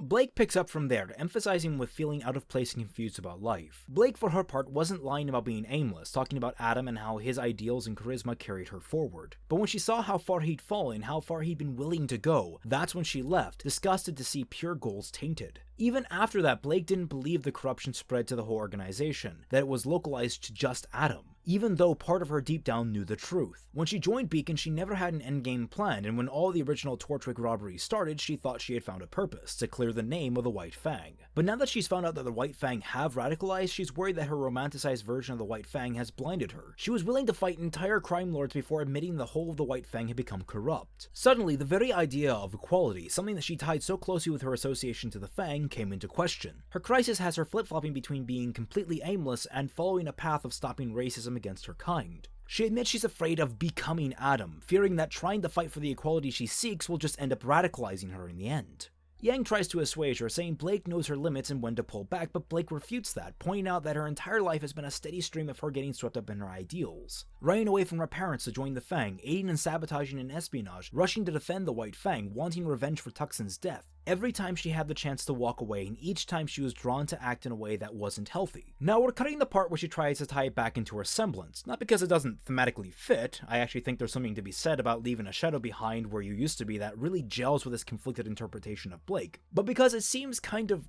odd for her to be pointing it out of the blue. I also like to leave interpretation of those kinds of things up to the individual viewer and the community. I don't know, maybe that's just me. The three go quiet and Yang pipes in that she can relate about self-destructive tendencies. It's the prime reason she wanted to help Blake back when she was having her anxiety attacks after learning Tuckson died. She reflects that her devil-may-care attitude towards things has always been a band-aid to help her cope with the fact that her mother abandoned her, that all at once she wants to find her mother for answers while also forgetting she ever existed, hence her boozing and schmoozing last season. Being so focused on the family that she lost got so bad that she almost forgot about the family she still has, and this is where she pointedly looks over to RWBY in her little sniper cubby. This is where Yang reflects on RWBY, and for the most part it's supposed to come off as a complete juxtaposition to the other three girls. RWBY of the four of them has the simplest motivation, to be a hero, a desire that she's had since she was little. While Weiss struggles with what it means to be a Schnee versus what it means to be Weiss, while Blake has one half of her dragged towards radicalism and the other half dragged towards apathy, while Yang has to wrestle with if she even wants to see her mother again, RWBY has been a constant, lasered in on her goal of saving lives and protecting hope wherever she can. And in that, Yang manages to find some solace. Weiss counters that RWBY is still a kid, that she still has a lot to learn, and Blake defends that she's only 2 years younger, that they're all kids. This is where Yang acknowledges that after what they've been through, they're really not anymore, none of them are. They go back and forth about what it means to be a huntsman, and Weiss is the only one that lays it flat that being a huntsman is a job, that ultimately all of them came to Beacon for their own reasons, but all of those reasons have to come second to the work they do. The scene ends and the campfire embers die down and we fold over to the evening of the next day. The group is now exploring another section of the city and it's going rather smoothly. Morale is up after the brief existential crisis around the campfire and the girls are slowly getting into a groove tackling some of the bigger grim they've come across, though it's still a considerable effort. This is when Zwei finally comes into the fold as more than a cuddly sidekick. He starts barking at a nearby building and RWBY decides to check it out, zipping around a corner and a horribly damaged piece of the roadway to do so. This decision is quick, and she's not all that far from the rest of her team who are mopping up a few straggling Grimm a little ways away, so taking a little peek into a storefront entrance shouldn't be that big of a deal. But it becomes a big deal because the minute she steps through the doorway, she's jumped by White Fang members and is sent into a brief, dizzying close-range skirmish. There are 3 assailants, and RWBY, even when blindsided, manages to at least hold back 2 of them, but it's not enough when the third grabs a hold of her and starts choking her. In a last-ditch escape attempt, RWBY fires Crescent Rose, propelling her and the White Fang member into the middle of the roadway just where the damage section I mentioned earlier was. RWBY drops Crescent Rose along the way, and as they land, that portion of the road collapses. They land on one of the underground buildings about 2 or 3 stories down. Both of them are alive, but out of it, especially the White Fang member since RWBY landed on him. She stands just as 2 more scouts come out of a nearby door to investigate the sound they heard. RWBY, realizing that she doesn't have her scythe, smiles at them, gives a wave, and bolts across the rooftop, activating her semblance to jump to the next building across the road. The 2 mooks rush to their ally and start raising an alarm. We cut briefly to the heart of the White Fang encampment with Roman coming out of his personal tent, hovel, den, whatever private space they have for him down there. He comes out asking why all the ruckus is about, only for the White Fang lieutenant to respond that there's an intruder. Roman rolls his eyes, having now gone through 2 other scenarios just like this. He just groans, "Ugh, not again," before retreating into his cabin, yeah, let's stick with cabin, and waking Neo up. This is when the rest of Team RWBY notices that RWBY herself is missing and hear the barking going on around the corner. They arrive at the hole to find Zwei about to be kicked by one of the White Fang members that RWBY managed to fight off. If we're being really cheeky here, we can even make him a dog faunus. Weiss and Yang take this personally and knock them out, only for Zwei to continually bark at the hole. They put 2 and 2 together, Oobleck gives one of the best speeches and jokes in the entire show, and we end on the ominous note that they must find her before the threats down there get her. We kick off episode 17 with RWBY fleeing through the underground streets of Mountain Glen, ducking and weaving to outrun and outmaneuver a contingent of White Fang rushing to track her down. During this time, she gets a pretty good picture of the scale of the White Fang operation, including a huge train with at least 20 cars to it. However, repeated use of her semblance is wearing her down, and her luck runs out when she runs right to where Roman is staying. The crime lord, who has been coordinating with the chase, is waiting for her and uses his hook shot to grab her and reel her in. The last thing she sees is Neo's foot coming down on her face. Meanwhile, with the rest of the team, we find them entering the underground holding one of the White Fang members who ambushed RWBY hostage. Maybe we'll throw in an offhand comment here about not calling her on her scroll, because if the place is as swarming with White Fang as her hostage told them, all that would do would be bring attention to her that she didn't need. Oobleck for his part is on a call with Ozpin, who doubles down that they are a scouting party and are to do everything they can to stay out of the situation and report back safely. He's gotten in touch with every active duty huntsman he can find and has sent them to clear that segment of Mountain Glen, so getting RWBY and getting out of there are top priority for our protagonists. Oobleck says engagement is most likely going to be necessary, which Ozpin ruefully acknowledges and tells the team to be careful. It should be noted that the call is more distorted the deeper down they go, which will explain the poor signal issues at the end of this episode. There's a small gag between them and the hostage before knocking him out and exploring the ruins. They don't get very far as patrols are constant down here, so they have to hole up and plan what to do, only for Zwei to not hide and stand completely out in the open. In a small mirror to the earlier get back in the bag scene, a White Fang patrol spots the dog and the team realizes they've been had. Zwei, unperturbed, barks at them. We cut back to Roman, who is interrogating RWBY, who is tied to a chair, and this is interesting because it's the first time RWBY and Torchwick can ever really carry a full conversation together. Here we finally get a little more interplay with them than just beating each other senseless. Roman admits that he doesn't like the idea of killing children, but he will if he has to. If she wants to live, all she has to do is tell him who else might know about what she was doing and where she is. RWBY plays dumb, but he strikes her with his cane and calls her out on it, prompting her to go completely the other end of the spectrum, saying that all the huntsmen in Vale know and they'll be coming for Roman any second now.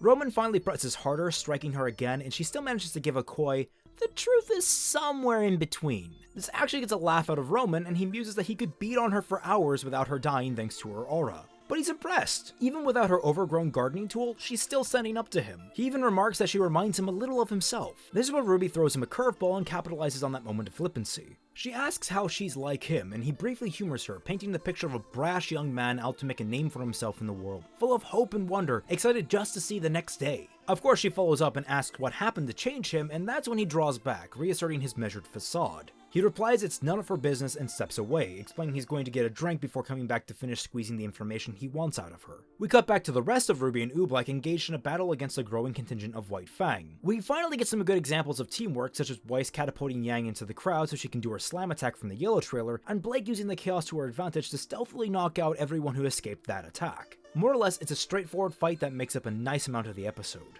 Back with Roman, he's downing a scotch as Neo watches. Roman and her converse, well, she's mute, so just facial expressions on Neo's end, over RWBY and how for a brief moment there she got under his skin. He remembers being just like her in a time before even Neo knew him, and it's a sore spot for him to see her go through the reality check of being tortured. He also admits that it's harder to hurt a kid when it's not in the heat of combat, but a stiff drink helps melt that mental block away just as well. He's about to head out to finish the job, either to get the information or kill her, when the rest of Team RWBY charges their way into the camp. Roman, quickly and verbally deducing it's probably RWBY's friends, mostly for Neo's benefit, quickly rushes outside to kill RWBY, only to find that she's used her incredible leg strength, she is a runner after all, to break the legs of the chair she was tied to and sprinted off towards her team. Seeing their forces get pushed back and their entire operation threatened, the lieutenant gives orders for them to initiate the plan early, get everyone on the train and get the train rolling. Roman balks at this, saying that getting on the train now is a death sentence, going even further by saying he isn't even supposed to be there when the plan goes off. The lieutenant tells him tough shit before shoving him aside, saying he can get on the train and make an attempt to escape, or stay and get arrested by the huntsmen on their tail. Roman grumbles and tells Neo that they're going to leave, only to be cut off by Team RWBY, forcing the both of them to flee back towards the train as well.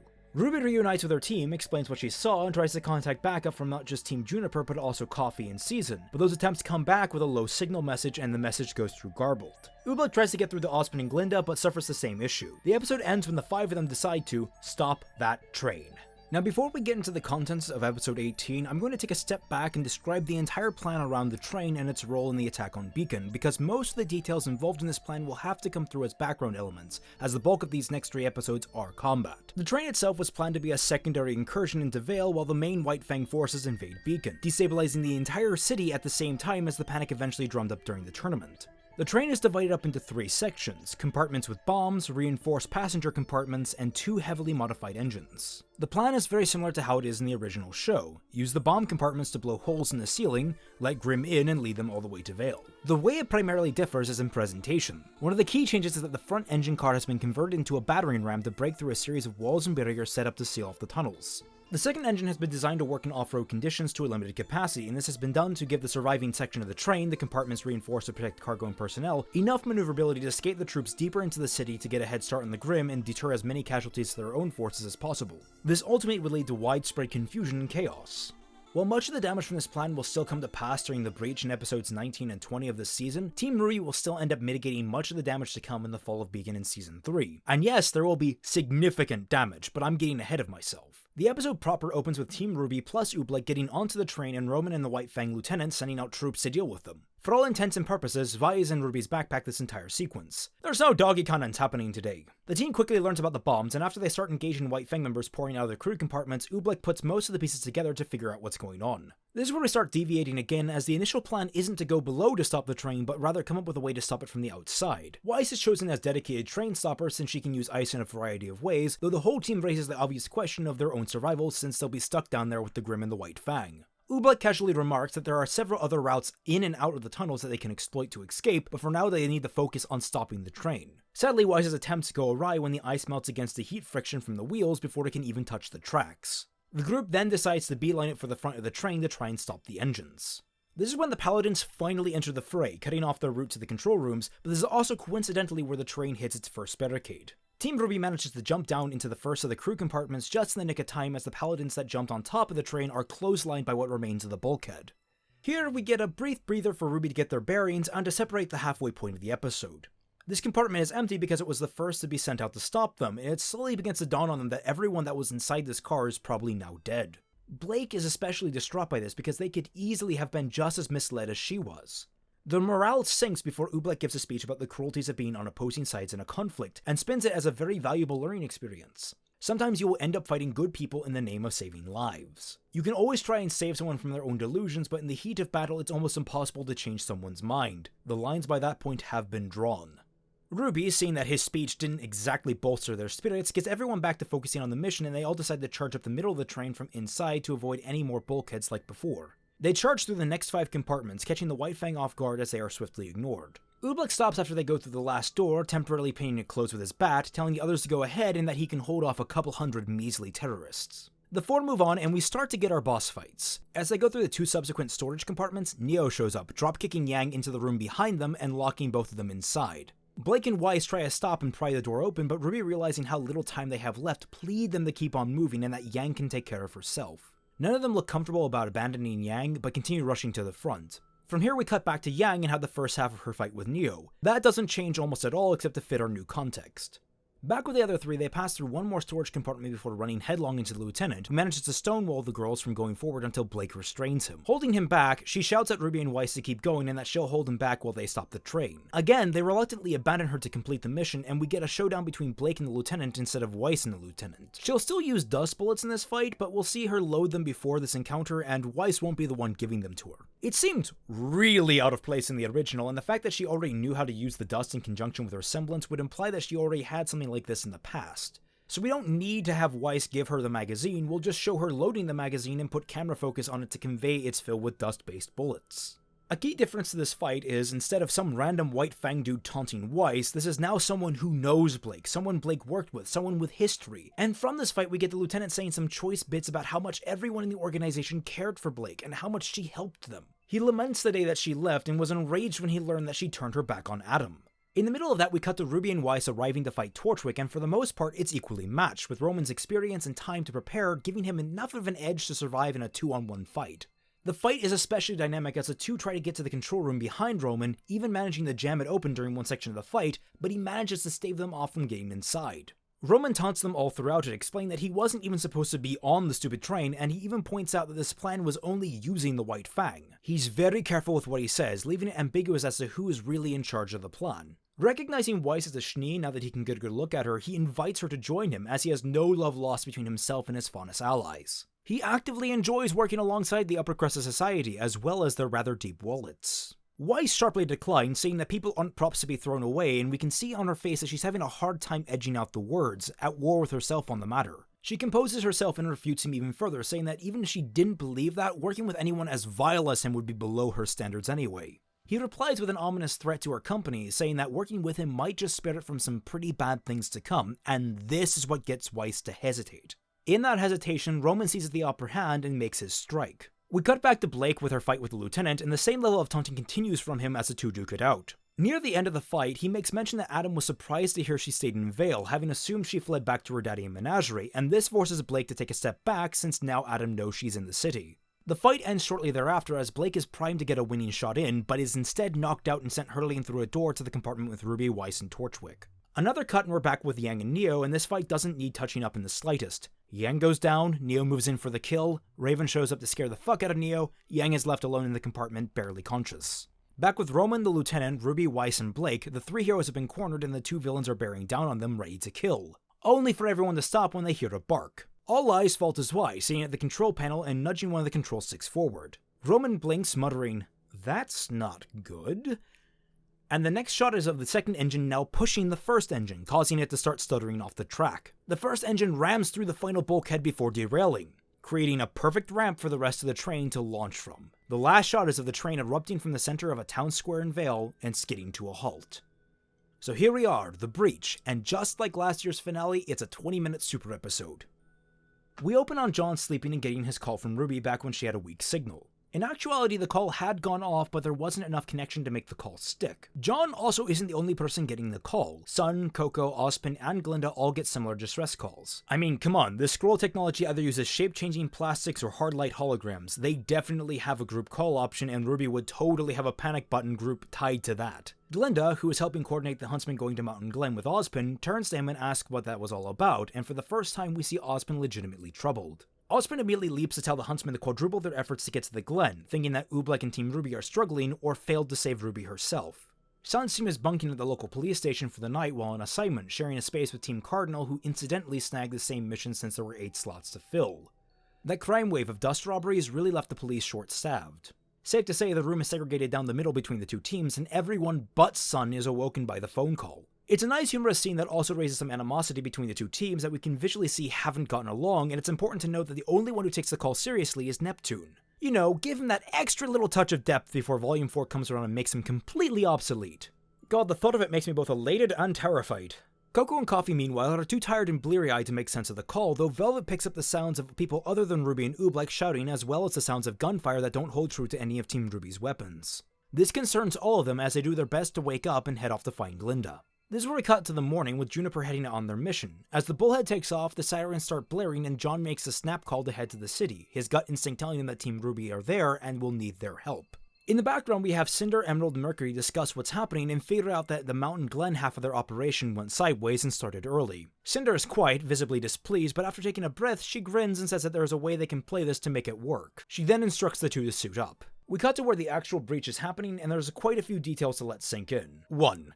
People are dead. I know we kinda need to wash this away for the sake of being a quote-unquote kids show, but we need to convey that people are dead by having a few bodies scattered about. I know that whole Torchic beating Ruby scene was kind of pushing it, and there'll definitely be no blood or gore, but at the same time, these people are definitely not taking naps. They are dead. 2. That there are cannons defending the outer wall of Vale. This is a background detail that I've been tempted to include in other places in this whole series, but I've never actually managed to find a place to squeeze it in. There are auto turrets around Vale Prime that would appear as background details whenever we have a zoomed out shot of the city. They keep Aerial Grim out of the city, and the reason they are so important now is that one of the turrets was actually built over the forgotten train tunnel, and all the duress has caused it to collapse. Thus, we get a small clutch of Nevermores breaking into the city. 3rd, that Team RWBY is cornered, and so are the surviving White Fang members. The fight against the Grimm is savage, wearing on everyone's last nerve, especially since the lieutenant emerges from the train wreckage and orders all of his units to continue fighting Team RWBY. There's not really much logic to his motives at this point, as there was barely any before this. He's all emotion right now, and he's pissed that his escape plan was foiled by some snot-nosed twerps and their traitorous mascot. Most of the White Fang are still listening to him, but a few are too scared to fight, fleeing, and a few others, let's say, are less than lucky fending off the Grimm. The saving grace is when Nora enters the fray and Juniper rushes in to protect Team RWBY and help them retreat. John gets his little hero moment, and the other two get some short moments to shine in actual combat. Oobleck applauds them for their timing and urges they should all escape while they can, with RWBY wondering aloud about stopping the Grimm. Oobleck shakes his head and explains that this portion of the city is a lost cause. They need to cordon it off before the Grimm can spread much further and plan to retake it at a later point. At this point, we cut to Roman and Neo, who are doing their best to escape from the chaos. As they get close to an alley, Emerald and Mercury emerge and grill him on what happened. Roman points out that they don't have time for this and they need to leave, only for Mercury to assert that Roman doesn't have a choice and that he should answer the question. Torchic explains in the briefest terms that the same meddling kids got involved and messed up his plans like last time, a fact that Mercury and Emerald aren't happy to hear. Cinder emerges and explains that there's only one way that Roman can help them after all of this, and that is to be a permanent distraction. Back with our main crew, the odds look ever against their favor as the two teams and teacher are continually pushed deeper and deeper into the city streets. Then, around the corner, comes two police cruisers, both of which are driving pretty erratically as they run over objects in their path. Eventually, after plowing over some Grimm, they come to a stop and both Team Season and Cardinal come stepping out in order to assist the now exhausted RWBY and Juniper, who are both now too injured to continue fighting. They explain that the police are sealing off the section of the city, trapping anyone inside, but Sun and his team decided to steal a car and try to save anyone they could. Cardin admits quite proudly that he didn't want to be one-upped by the Monkey Boy and ordered his team in to save twice as many civilians as Team Season does. Using the cars as a barricade, they manage to hold back the Grimm, but they get blindsided as the remaining White Fang and the Lieutenant make their final charge. There's a skirmish, and the Lieutenant, via an insanely strong aura, proves to be a formidable foe even through the combined forces of Oobleck, Sun, and Cardin. With their barricade broken and the White Fang and Grimm overrunning their position, once again things seem hopeless until the final saviors swoop in. Glinda, Port, Team Coffee, and a cameo by one or two other huntsmen flying in on 3 different bullheads. Coco and Nishine isn't super overpowered as her bullets don't mow through throngs of enemies in no time flat. Instead, it's serving the purpose of an actual automatic weapon, suppressing fire that keep the White Fang and Grimm at bay. Glinda aids her in crowd control while Port, Fox, and Yatsuhashi rush in to help those fighting the Lieutenant. He actually manages to overpower all of them, taunting them that they can't stop what he's put in motion today. Eventually Vale will fall, and every human along with it. Blake actually picks up on his words, muttering the word fall to herself before turning to RWBY and yelling out Forever Fall, a team attack name. RWBY's eyes widen as she repeats the order and Blake tosses her the other end of her ribbon. RWBY and Blake shoot forward using the ribbon to trip the Lieutenant while Y summons up a spring glyph beneath him. He falls onto the glyph and is sent flying into the air where a tired, angry, and horrifically bruised Yang is waiting for him, having asked Pyrrha to spring her into the air with her shield. With red in her eyes, she punches him in the stomach and sends him careening into the pit of Grimm that the city square has become. The last we see of him is surrounded by Grimm, who are closing in tighter and tighter. Unarmed because he dropped his chainsaw, he growls at them, daring the dirty animals to come get him. The Grimm jump and he is dogpiled, never to be seen again. We cut back to their defensive perimeter as Glinda calls for the full retreat, focusing on getting the students out of there. Cardin, having been incapacitated by the Lieutenant, is about to be Grimm snack food only for the Grimm lording over him to explode. Velvet steps in front of him, holding her box at her waist, its contents open to reveal an alchemical grenade launcher, an infinitely better, more creative weapon than being Charade from Soul Calibur. She offers him a hand, quite insistently, and he takes it, leaning on her for support as everyone scrambles to the bulkheads.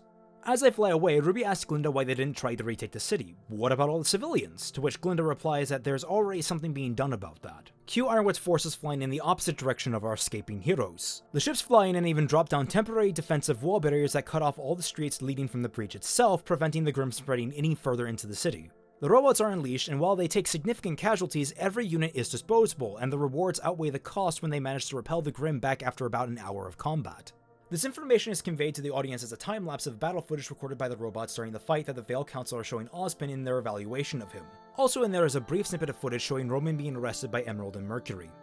The Council decides that due to Ozpin's failure to contain the breach with his own huntsmen who were sent to Mountain Glen and were too late to return to the fight at the breach, and the questionable tether between 4 of Ozpin's students, 1 of his professors, and an overly enthusiastic Corgi to the incident, it has been decided that Ironwood is to be put in charge of safety for the Vital Festival, to which Ironwood graciously accepts and Ozpin disappointingly acquiesces.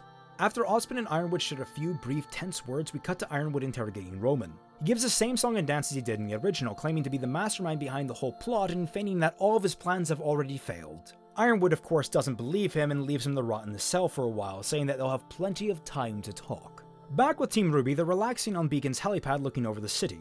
They're distraught over how hard they failed, though Weiss points out that the authorities who recovered the train noted that one of the engines had been modified to drag the passenger cars outside of the station, meaning their plan was to lead Grimm deep into the city before anyone could respond. Ultimately, it was because of RWBY that the damage was nowhere near as bad, and whatever goal the White Fang might have had beyond simple terrorism has been foiled. Weiss means that at least the situation is over, but Blake disagrees, muttering how Adam now knows where she is. Yang is concerned that Blake is going to go into another anxiety spiral, but Blake shoots her a tired smile, reassuring the blonde that she knows she'll have to leave some time to take it easy here and there. But she also reaffirms that they need to get better. The lieutenant was physically stronger than Adam, but Adam was infinitely more cunning. If this is the damage someone less intelligent could do, she shudders at the thought of what Adam might be truly capable of, especially since she's no longer around to hold him back. She wants to be ready for when he comes for her.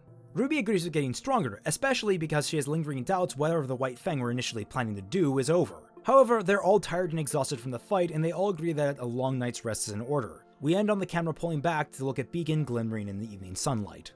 In the after credits, we see Cinder, Emerald, and Mercury looking over the cleanup efforts on the breach, with Cinder watching the conference call between Ironwood, Ozpin, and the Vale Council. While she calls the breach unexpected, she also mentions there are some interesting possibilities now that it's happened, and she writes off the whole mess as a net positive. Emerald and Mercury talk about the loss of the White Fang lives and wonder if the White Fang will ever listen to them, only for Adam to step up and give the ominous statement that they'll listen to him. Cut to black, end of season. There we have RWBY Volume 2 fixed in the RWBY Season 2. Now what did this accomplish? Quite a lot actually, and like I said, the problems were more fine-tuned this time around, so it'd be a little harder to give broad strokes analysis to what is fixed. For one, Team RWBY actually took initiative with the information they've gathered, going to Ozpin as soon as possible instead of sitting on it until the plot fell into their lap. Character traits and arcs persisted more consistently between the 2 seasons as opposed to the original volumes where Yang went from playful fighter to being a serious one, where Weiss went straight from being a racist to not being one, where Roman went from completely incompetent to so competent he succeeded off screen. Most importantly, we fixed the breach and the underlying plan behind it, both of which were just an indefensible mess at the end of Volume 2. Now, there was a lot of criticism leveled at the original Season 1 fix about not being funny enough, that it was too dark, and I hope in some way I've assuaged that complaint, especially with the proper introduction of Sun and the repurposed use of Neptune. However, as you'll clearly be noting, this did not deter the more serious aspects of the series. I started off the season light, but the tonal reversal serves as a very important punctuation to Ozpin's conversation with RWBY during the dance. There are happy times, and you need to enjoy those happy times, because the dark times always lurk just around the corner. The canon show has introduced a number of dark themes, and regardless if they were introduced just to be edgy, or even if they were executed well or not, is irrelevant to my fixing series. They lit these torches, intentionally or no, so I'm going to carry them as far as I can through the heart of the fixing series. Because, in my opinion, the dark moments are what make the bright moments that much sweeter. And it's also the reason I still do this. I almost broke down doing this video. It took 2, maybe even 3 months of my life to finish. I suffered all that time trying to make sure all my T's were dotted and my I's were crossed. It was painful, but ultimately I know it'll be worth it in the end because I love this show, I love this series, and I get a thrill showing people how good it really can be. But that's just my opinion. If you disagree or think something else needs fixing, please leave a civil comment down below. I'll be addressing every critique I can in a later video, just as I have with the last 3 videos. Alternatively, if you enjoyed what you saw, please comment down below what stuck out to you, what do you want to see in future fixing installments, and don't forget to like this video and subscribe to my channel for more content like it. Additionally, if you want to use my fixing series as the backbone for a fanfiction or story, please feel free to do so long as you give proper credit to this series of videos. Now for a couple of shoutouts to go around. First and foremost, FamtanFalling for his wonderful work as the editor of my script. My work would be nowhere near as good without his help. Second goes to Karto's Destare.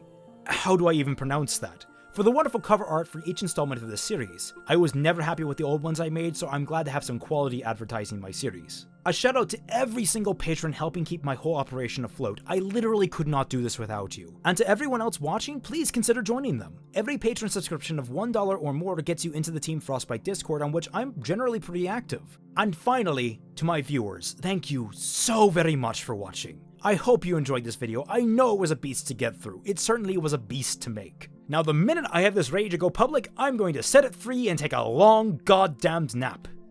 Until next time everyone, catch you all on the flip side.